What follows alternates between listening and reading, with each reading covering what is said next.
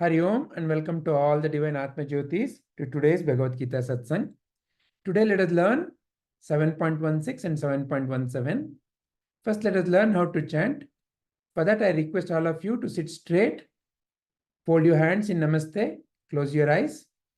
You will be hearing my voice and Rohan repeating. When Rohan is repeating, all of you also please repeat.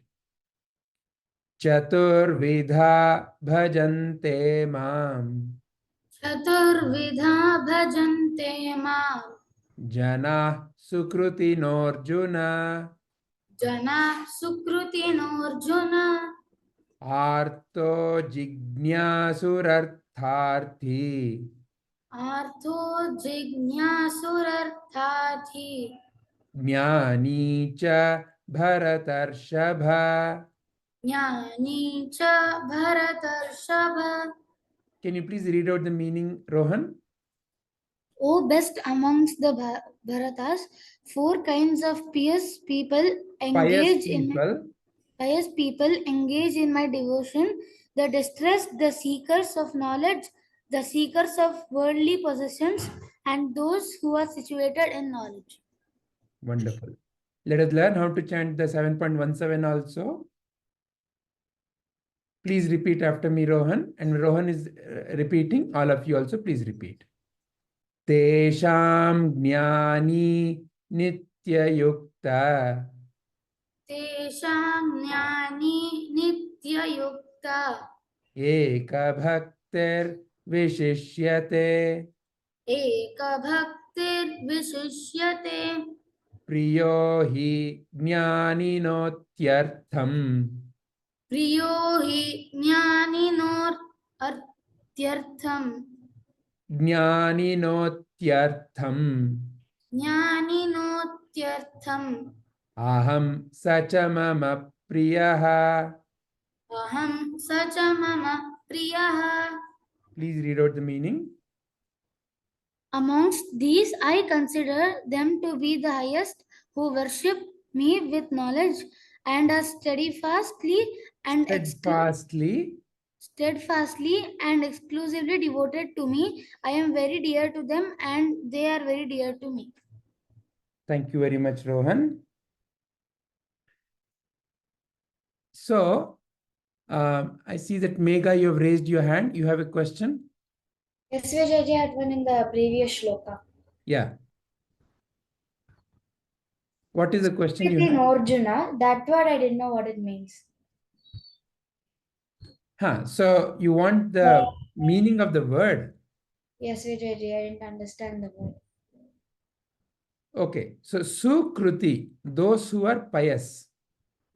So those who have a pious attitude. So that is what we will be understanding today. Yeah. So as we go further, you will know it. Yeah. Okay, right. Vijay. Okay. Hriday, you have a question already? Yes. What is that? I didn't understand. Wait, that is why we are going into the discussion now. We have not yet started the discussion. Yeah. All right. So now, what is that Sri Krishna is saying? Sri Krishna is saying that there are four kinds of people who are interested or who follow Sri Krishna's teachings or who are devoted to God. So the distressed means those who have some problem in life. The seekers of knowledge, those who want to understand. Oh, let me understand. What is this knowledge of, say, for example, God about? What is that Sri Krishna is teaching in Bhagavad Gita? So, more of curiosity. Then, there's a third kind of people, the seekers of worldly possession. Those who are interested in gathering. Oh, if I learn Bhagavad Gita, I'll be powerful. Or if I go to that temple, I will be very, very powerful and strong. So like that, there are many people who are interested in gathering worldly possession. And a fourth, who are truly interested to know the truth that Bhagavad Gita and such teachings give, and also want to implement and transform themselves. And that is the fourth kind of people who are situated in the knowledge. So like that, Sri Krishna is saying there are four kinds of people. And he's further saying that among these four, he considers, who Sri Krishna considers the best among them is the fourth one, the one who is interested in the truth and also who is willing to transform themselves.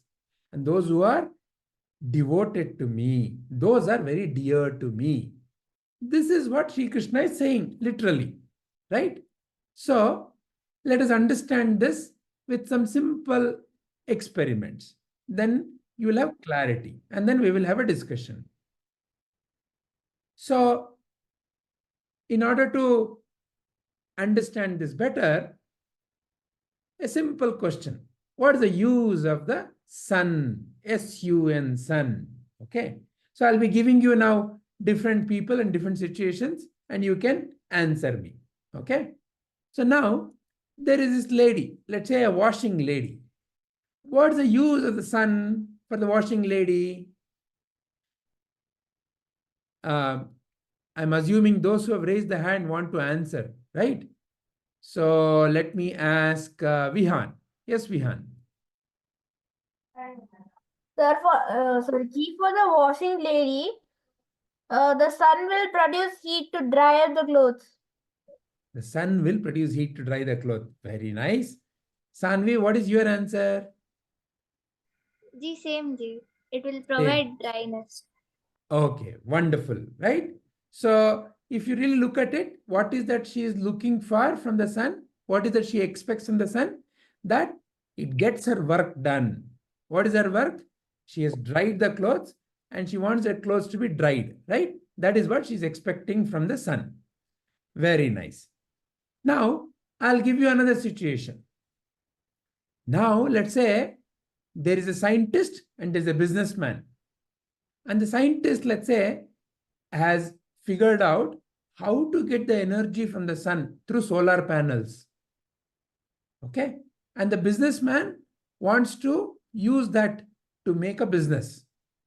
So for the scientist and for the businessman, for each one of them, what is the use of the sun? So what does Megha think? Vijayji, the sun provides solar energy for the scientists to study if it helps everyone or not. And a businessman, it helps him save money from taking fossil fuels. Okay, very nice. That's one understanding. Hriday, what is that you want to say? 1 minute, Guruji. What is that? Guruji, Yeah. as same as maker. As same as maker. Okay, all right. If you have a different answer, then Yes, please Megha. say. Okay. Sanvi, you want to say something? Yes, the sun helps the scientist to discover many things, and then it helps the businessman to he can sell these solar panels and earn money. Very nice. So if you look at it, essentially, the scientist is looking for some kind of a fame. Yeah. Oh, I will invent and I'll become very famous and they will talk about me. So usually the scientist is looking for some kind of a fame. And what the businessman is looking for? Some kind of a money. Oh, I'll be able to make business out of this. I will sell more and more solar panels. People will buy them and I will make money. So that's how one may look at it, right? Now, there is a last situation that I want you to reflect on and think about it before you answer. Okay, so the last situation is, what's the use of the sun to, let's say, a plant? What's the use of the sun to plant? Yes, Shreyas, what is your answer? The sun provides sunlight which is needed by the plant for photosynthesis, which is used by it for making food. Very nice. Rohan, what is your answer? That's the same thing. Okay. Snigdha, what is it you want to say? So, the sun is the main source when needed for the plant to grow.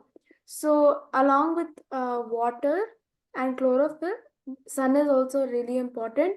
So, like the sun helps the plant to germinate and become into like a really big plant.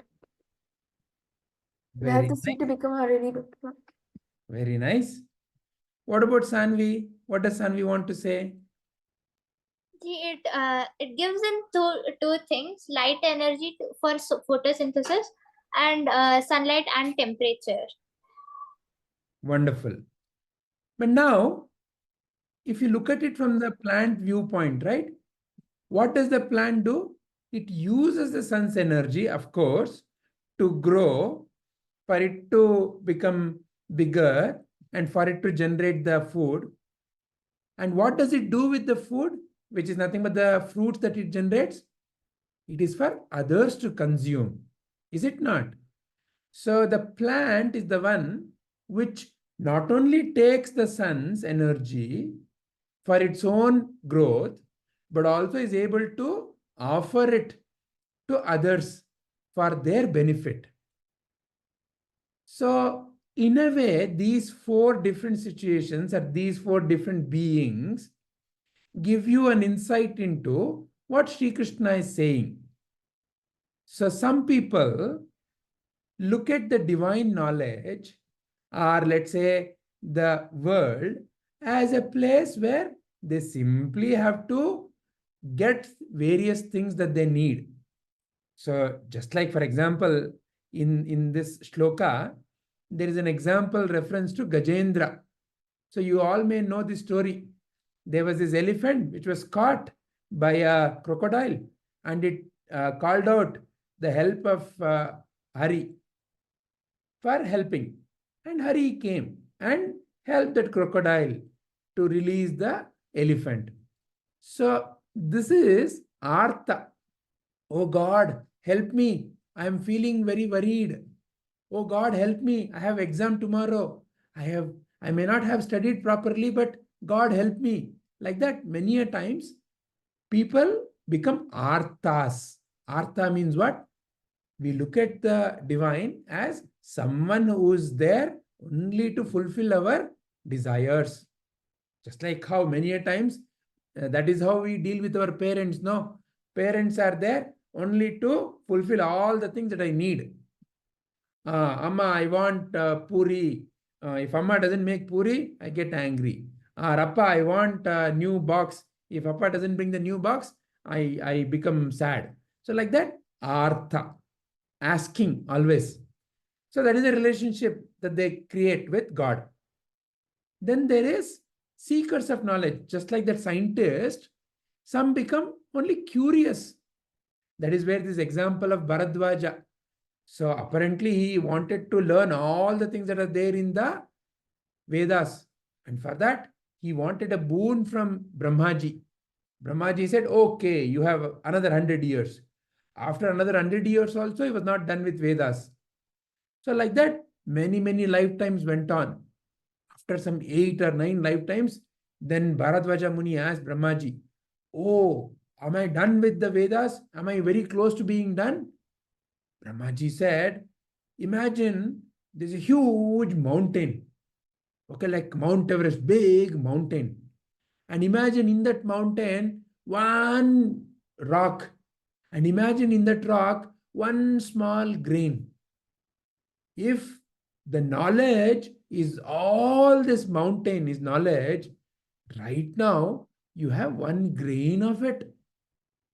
So that is the vastness of the knowledge of this universe, is it not? There is so much more to keep learning. It's a never-ending thing. So some people become only curious.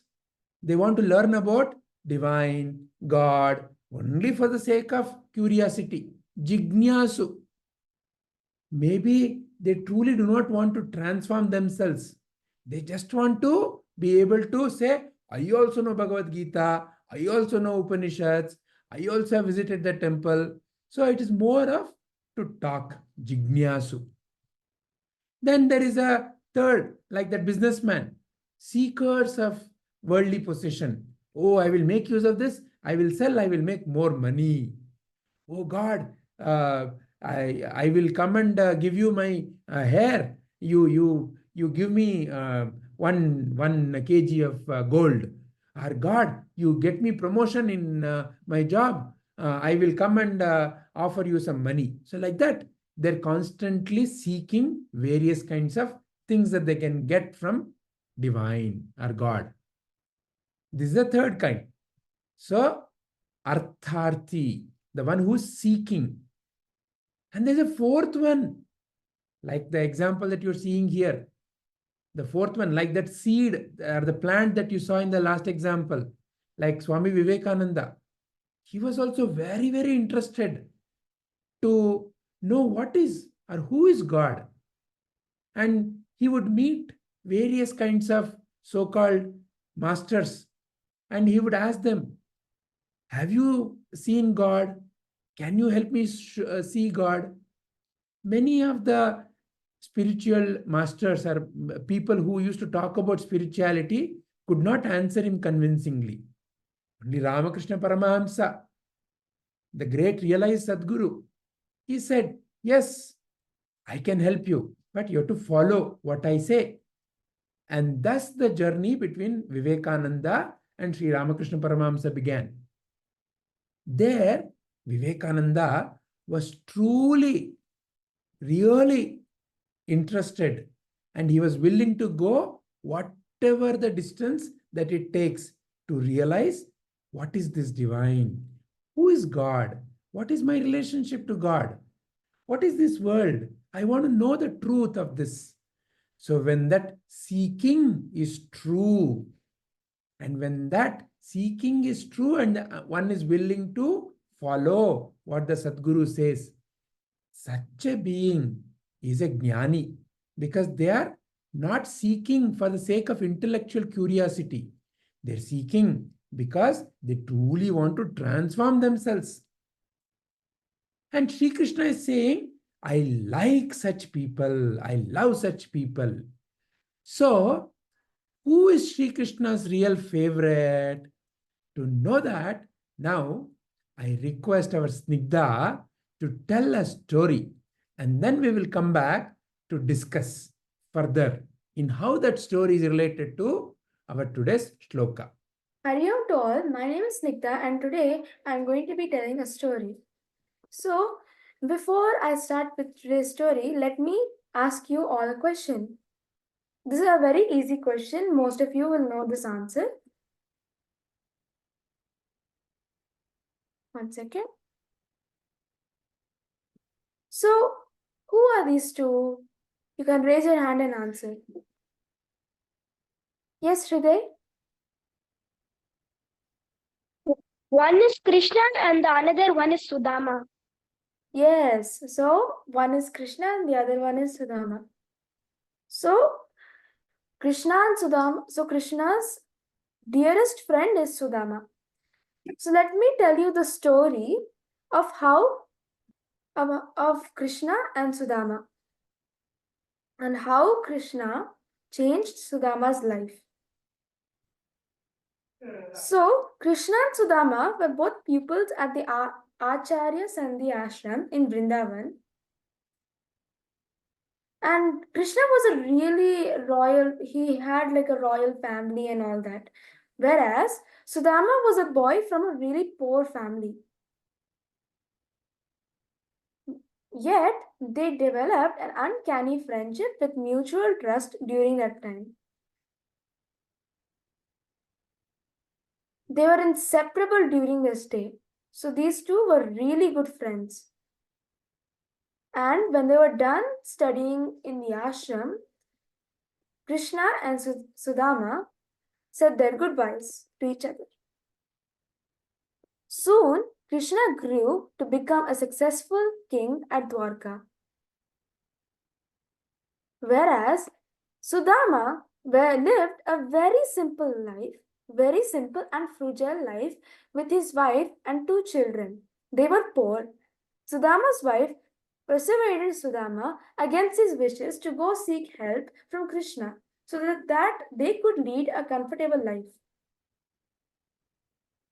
Not wanting to go empty-handed, Sudama remembered Krishna's love for puffed rice, so he requested his wife to pack rice as a gift for Sri Krishna. Puffed rice as a gift for Sri Krishna. So when Sudama arrived to Dwarka, Krishna treated Sudama very warmly.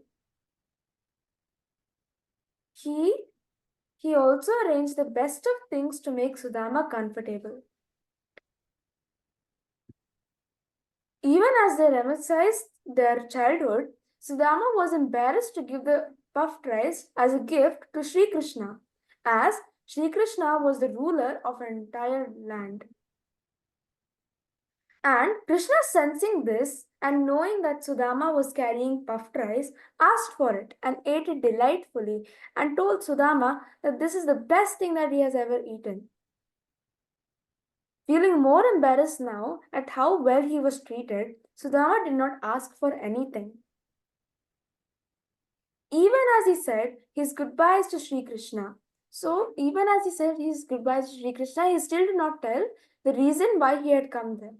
So, on his way back, he was gravely concerned as what would he tell to his wife, since he didn't ask Krishna anything. But as he reached his home with reluctant steps, he found a magnificent palace, and where once his home once stood, and his wife came out wearing an elegant sari and greeted him happily. Stunned, happy, yet grateful, Sudama's heart filled with gratitude for Krishna. So I would like to end this story with a small quote. Friendship is a bond and understanding that one needs to be said and yet the other person knows. Hari Om. Thank you very much, Snigdha. Thank you for that wonderful story. Now, I would like all of you to reflect on how that story is related to what Sri Krishna is saying here. Sri Krishna is saying in this shloka, amongst these, I consider them to be the highest, who worship me with knowledge and are steadfastly and exclusively devoted to me. I am very dear to them and they are very dear to me. Now that is what Sri Krishna said. Now you heard the story of Sudama. How do you relate these two? Yes, Rohan. Yeah, I understood that you need to give God with all your devotion. Like if you give gold and silver and all without any devotion, Krishna will not accept it. And if you just give a leaf with the whole of your heart, Krishna will accept it. Excellent. Very nice. Any other view? Anybody else wants to share? Who else has raised the hand?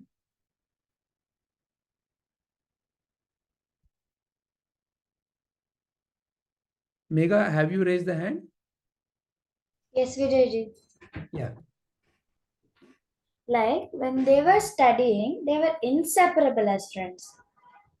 Then, still, like, there's one more part of the story where the soul, like, he goes and the soldiers stop him. Like, after so much time, anyone mostly would forget their friend. But he still remembers that one great thing and helping also. And also, you should not be arrogant that we got all this. You should be grateful, like how Sudama felt grateful for what Krishna gave him. Very nice. Wonderful. Hriday, would you like to say something? Sir, like Rohan only, but still, yeah, Krishna won't accept silver and gold without even gratitude in heart. Gratitude and devotion in heart. When you just keep a small piece of puffed rice with gratitude and devotion, he will accept it. Very nice. So you see, what did Sudama go there for? Because his wife wanted him to go to Krishna and to request that he give him some money, some comforts of life. However, Sudama had true devotion towards Krishna. He did not really want anything more from Krishna, because the feeling of the divine itself is the closest or the completeness that one can ever feel in life. It is like, imagine, you're eating, you're very hungry. Okay, so let's say your amma comes and gives you food. So let's say she has made your most favorite food. As you keep eating, it quenches your hunger, is it not? And after that, if your amma wants to give, even though it is your favorite food, what would you say? You would say, enough, amma, my stomach is full, I don't feel like eating anymore. So the feeling of completeness, the feeling that, oh, it is enough, trupti, that feeling of completeness or trupti is something that you feel when you have love and gratitude for the divine in the heart. And with that feeling, Sudama went to Krishna. However, he was little embarrassed whether Krishna will accept my puffed rice. He is in such a wonderful place. Such nice dishes are being given to him. But this is very ordinary puffed rice. Will he accept? And that is where you see the greatness of Krishna. Krishna says, no, I love it. He had it. And that's essentially what Krishna is saying here. What is Krishna saying here? They are very dear to me and I am very dear to them. Because Sudama had the love for Krishna, he felt Krishna. What is Krishna? Krishna he felt as the sense of happiness, the sense of completion, that trupti, that, oh, nice, I don't need anything more. That feeling that I need something more means I lack something. That feeling of lack was not there in the heart of Sudama. And that is how he was really blessed. Whether he really got the palace and all is not of importance. But what is important? That he had that love, and in that love, he felt complete. And that is the blessing of Krishna. And that is what Krishna is telling you and me here, that I will be very dear to them. Meaning what? See, for example, if let's say there is someone who is very thirsty, and they come to you and say, I'm very thirsty, I don't have water, can you give me some water? And if you give them some water, and after drinking that water, if they say, thank you very much, you are like God, you saved me, I was feeling so thirsty. How would you feel? Naturally very happy, no? Naturally very content, no? See, that contentment, that happiness, you cannot buy by going to store. Can you? Is there any store in this world where you can go and say, hey, here, take my 10 rupees and give me 10 rupees worth of happiness? Is there any store like that? Or can you purchase contentment? Can you go to any store? Or can you go to your friend and say, hey friend, I will give you jalebi. From today you start loving me. Can you buy love like that? Can you buy friendship like that? No. These qualities, these feelings are what Sri Krishna is saying. See, your friend will be lovely and kind and wonderful towards you if you are lovely and kind and wonderful towards them. Just like that, Sri Krishna is going to bless you with happiness, peace, contentment when you are truly devoted to Krishna. Truly devoted to Krishna means what? Following Krishna's path. What is that Krishna's path? Krishna says, do the best and serve the world, serve all the beings. That is following the path of Krishna. When you and I follow the path of Krishna, then Krishna blesses. And that is how you and I can be closest to Krishna. This is essentially what Sri Krishna is teaching through these two shlokas. So let me stop here. My lovely Balakrishnas and Vivekanandas. First, if you have any question, let's discuss the question, and then I would love to listen to each one of your understanding. Does anyone have any question? Yes, Snigdha, please go ahead. Ji, my question is that, so these both the shlokas are actually like connected. So why aren't they both in like one shloka? Why are they both like separated? See, there are two distinct truths to realize. First truth that Sri Krishna is teaching you and me is, hey Arjuna, there are four kinds of people. Just like how the example I gave, there are four kinds of people. Somebody who wants to just get the work done through sun, the other one who wants to invent something, the other one who wants to make money, the other one who wants to grow and offer, right? Just like that, those who are seeking divine, there are four kinds of people. One who is, because they are in trouble, they're remembering God. Otherwise, they don't remember God at all. God is only when they're in trouble. Then the other kind of people, they always want something from the God. God, give me that. God, give me this. Otherwise, they have no value for God. Then the third kind of people are those who are only there for curiosity's sake. They don't really want God. They are only curious. Oh, everybody says, oh, there is for example, they may read the story of Ramakrishna Paramahamsa and they may think, oh, I will also understand what Ramakrishna Paramahamsa is saying. They are not truly interested to transform themselves. Because Ramakrishna Paramahamsa, becoming Ramakrishna Paramahamsa means what? That I am willing to be truly devoted to divine and transform myself. Just like how all the great masters have transformed themselves, I am willing to let go of my smallness and I'm willing to do the way, live the way great masters lived. That is what transformation is. And that is when one becomes closer to divine. So like that, the third one is only interested to know, but not really interested to transform. Whereas the fourth one is the one who is truly interested to transform. So this is the first truth that Sri Krishna wants you and I to realize. Why? So that you and I can know, why am I learning Bhagavad Gita? Am I learning Bhagavad Gita simply so that I can also chant shloka? Or am I learning Bhagavad Gita simply because my parents are forcing me? Or am I learning Bhagavad Gita because I can have some discussion with my friends?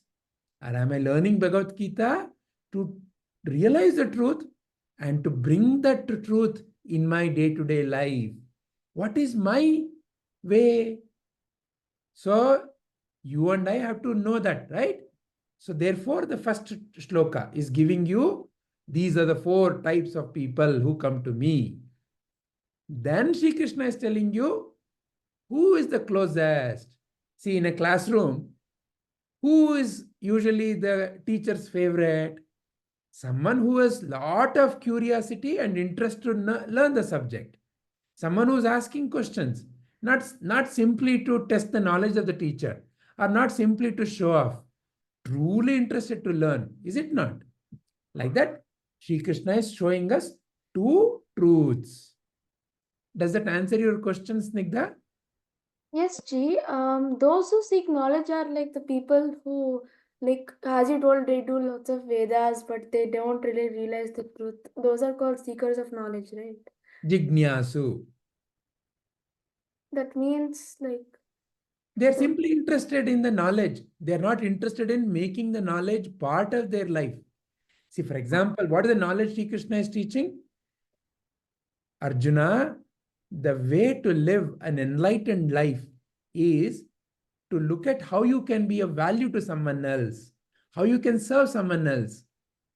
They may come and understand this knowledge, but do they take a step to really serve another being? When they see someone in distress, do they take a step to help them? No, Ji. So when they don't do it, they simply are learning the knowledge. They can say, oh, I also know Bhagavad Gita. But do they really know Bhagavad Gita in terms of an experience? That is the difference. That is the distinction Sri Krishna wants you and I to realize. Jijñāsur means someone who is simply interested to know. A jnānī is not only to know, but to transform the life, to have an experience of the divine, to live truly a divine life. Is the distinction clear, Snigdha? Yes, Ji. Thank you, Ji. All right. Does anyone else have any question on these two shlokas? Sanvi, you have a question, Amma? Yes, so jijñāsur is basically like a person who's just by hearting everything instead of understanding it. Yeah, by hearting, understanding means what? Means I need to bring it out in my life. See, for example, Sri Krishna says, you can have peace of mind when you are truthful. All right. What does it mean? That when I am dealing with others in life, I tell the truth and I expect the truth to be told. So let's say this is the truth that Sri Krishna is teaching. A jijñāsu may understand, oh, it's a good idea to tell the truth. But do they really practice it? Do they really bring it out in their day-to-day situations? That is the difference between a jijñāsu and a jñānī. Okay, Ji. Clear? Yes, Ji. All right. Hriday? Guruji, when you told that if somebody needs water and if I had water, if I give, he'll be thanking me and I'll be feeling proud of. Very nice. Correct. I'll be It's true. proud of it. Yeah. So what you are saying is, I feel a sense of happiness, right? That, oh yeah, I was of some value to somebody. Yeah, else. I'll feel proud that I gave him. Any other questions, anybody? Okay, if there are no more questions, I would love to understand each one of your understanding. Okay, so please raise your Zoom hands so that I can call out. Let's begin from Rohan. Would you like to share your understanding?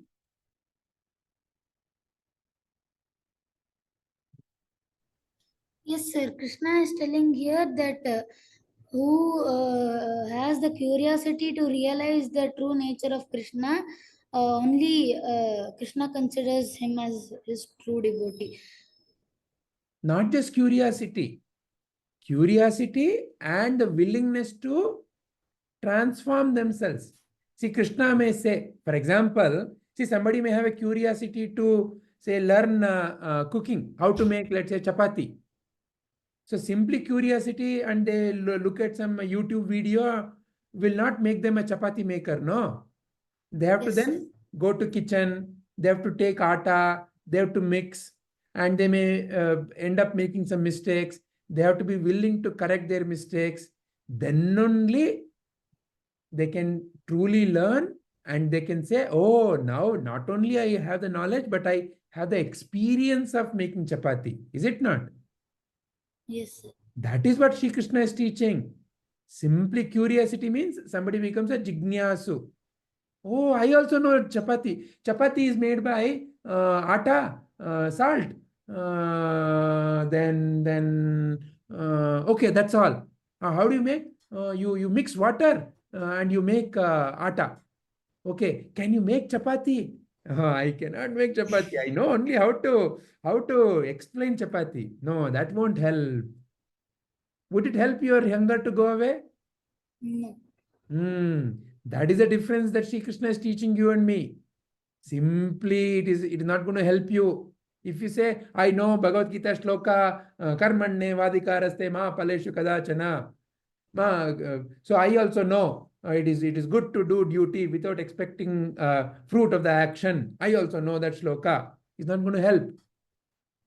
In all situations, I have to see, am I applying that? Am I truly applying that? Then only I become closer to Krishna and Krishna becomes closer to me. That is what Krishna is teaching me. Very nice, Rohan. Thank you very much. What is that Megha understood? So, Vijayji, what I understood was, if you have the curiosity and willingness to learn, only then you can learn something. Or else it'll just like, for example, for exams are coming near, and your parents force, like, you want to study and you want to get marks. Marks are important to you. So you study very nicely. But for some people, parents force them to study. I'll be like, let's just study so Amana, like parent, mommy, daddy don't scold us, and they study roughly and they get bad marks.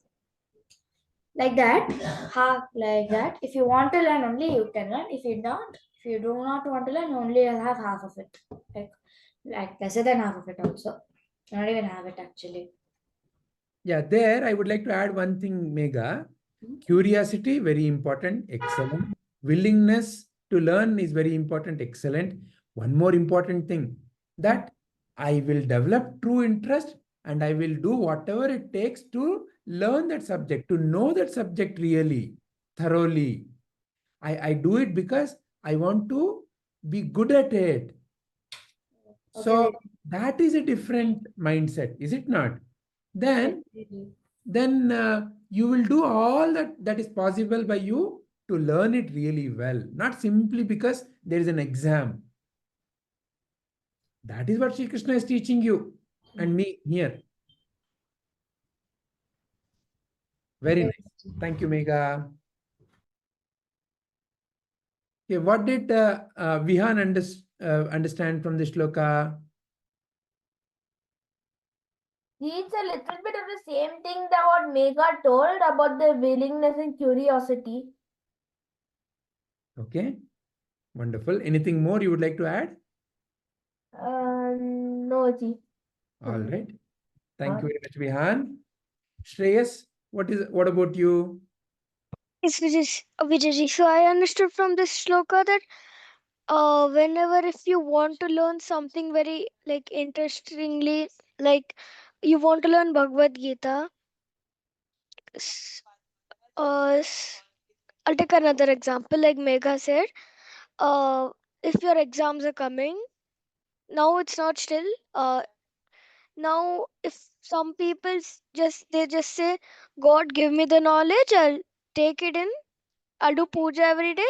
You give me knowledge, then I'll pass my exams, and that will definitely not work. But some people like jijñāsur, they're called jijñāsur. They just take in the knowledge. They just buy the whole thing. They do not understand the concept. They just do with curiosity.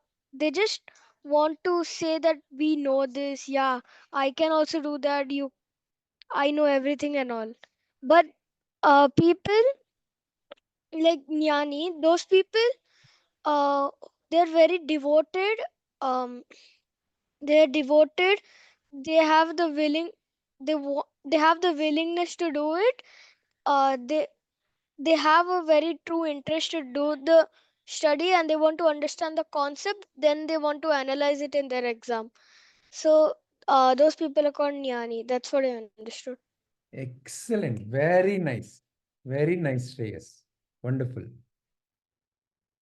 Hriday, what is your understanding? Yes, sir.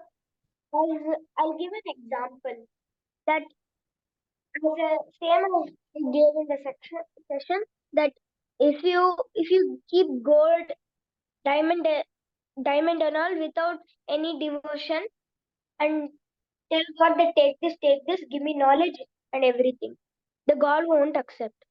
If you keep a teeny tiny bit of rice, it with gratitude and willingness, the God will accept that and give you so much knowledge. Very nice. Very nice. Correct. Thank you very much, Hriday. Welcome, sir. Sai Kriti, would you like to share your understanding? I understood that if we give Krishna anything like with all love and devotion, like even something like some water or a leaf, he'll take it because we gave it with devotion. If we don't give it with devotion, he might not accept it. But since we gave it with so much love and devotion, he'll take it and give us knowledge and affection in return. However, in today's shloka, he's not talking about what you offer to me. What he's helping you and me understand that there are 4 kinds of people who start seeking Krishna. And among them, who is his true favorite? Who is his true friend? That is what he is teaching you. The one who is truly devoted to him means what? The one who is willing to realize the message of Krishna, the one who is willing to adopt that message of Sri Krishna in their own life and bring it out in action. Only such are the true friends of Sri Krishna, is what he is teaching here. Yes. Thank you very much, Sai Kriti. Thank you very much. Sanvi, what is your understanding, Amma? I understood that there are 4 kinds of people. The first one is the kind of people who are like, whenever they are in trouble, then only they'll remember God. But then at good times, they will never remember who all gave the good times to him. And then the second type of people is the people who just like seek knowledge just for namesake, not because they want to understand the concept. Third kind of people are the people who are attached to like material things and such as money instead of God. The fourth kind of people are the people who want to understand God. They surrender themselves to God and they don't want any other things except God. So Krishna is saying that his favorite type of people among these 4 is the fourth one, because they are very devoted to him, and then they are very dear to him, and he's also dear to them. Wonderful, Amma. Very nice. Very well said. Thank you. Snigdha?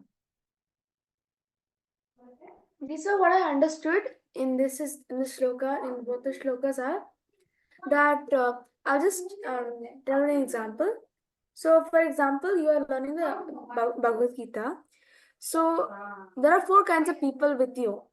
The first person is the one who they learn it, but they only learn it because they're having some problems in life. They want to solve it, or they're having some problem with their friends, like other friends, and they really, really want to solve it.